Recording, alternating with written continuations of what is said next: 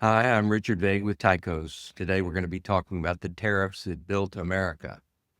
In recent decades, opposition to tariffs has been taught more as an article of faith than an economic proposition that can be tested. Our textbooks tell us that free trade is virtuous and tariffs are heresy. Yet, throughout our history, the U.S. has been one of the world's biggest advocates and practitioners of tariffs. Today, we explore a time when protective tariffs propelled America to global manufacturing leadership and dominance. At the very start of the nation, we were staunch advocates of free trade, and for very specific reasons. In colonial times, Britain's mercantilist policy severely constrained American trade. And after the Revolutionary War, our merchants were shut out of lucrative markets.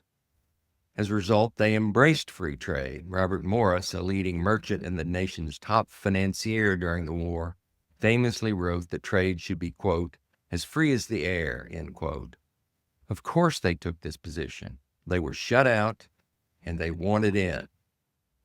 But as we moved into the early 1800s, as manufacturing emerged as a source of wealth, we put in place the world's stiffest tariffs to protect that industry. And President James Monroe told Congress that the country required policies that would, quote, cherish and sustain our manufacturers, end quote. Even revered President Abraham Lincoln was a vigorous advocate of protective tariffs.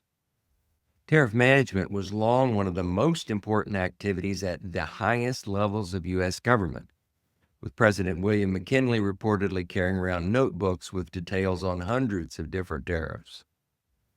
Not surprisingly, there was always vigorous internal disagreement on whatever trade policy we had in place. As in the years before the Civil War, when the industrial North was for tariffs and the agricultural South against. Over the 19th century, our tariffs were generally in the range of 30 to 50% and reached as high as 60%. We needed tariffs since Britain was our chief rival, and it had superior manufacturing capability with better products it could sell at lower costs than we could.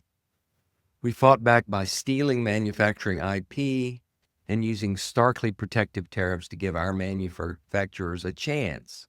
Otherwise, they would have never survived that competition, drowning again and again under a flood of better and cheaper British goods.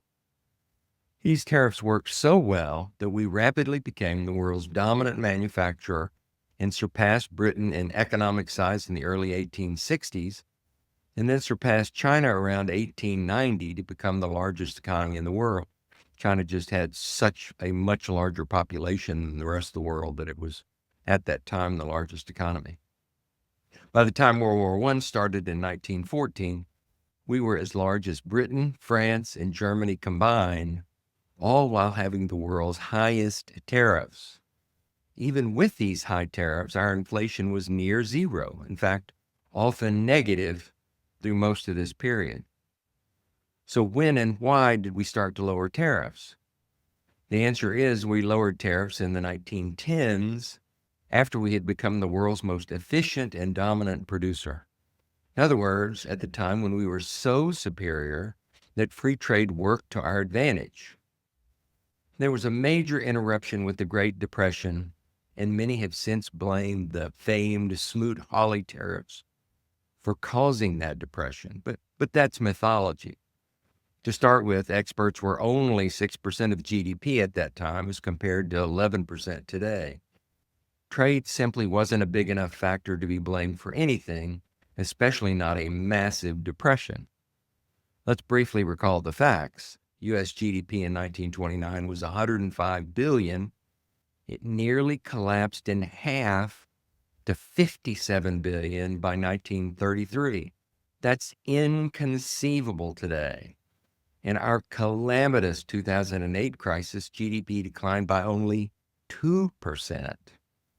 Exports were only 6% to begin with in 1929, declined by only $4 billion. A $4 billion decline in exports cannot explain a $47 billion decline in GDP.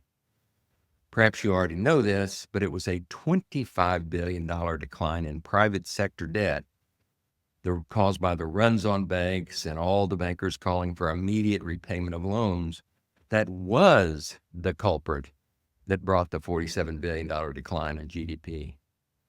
Now, free trade came back again with a vengeance, a positive vengeance, after World War II, because our manufacturing dominance was then at its zenith. But that shift set the stage for what came next. Next week, we'll look at how the free trade movement gained momentum and what it meant for American industry. That's it for this week. As always, you can find PDFs of our charts in the email and on our website tycos.com. Thanks.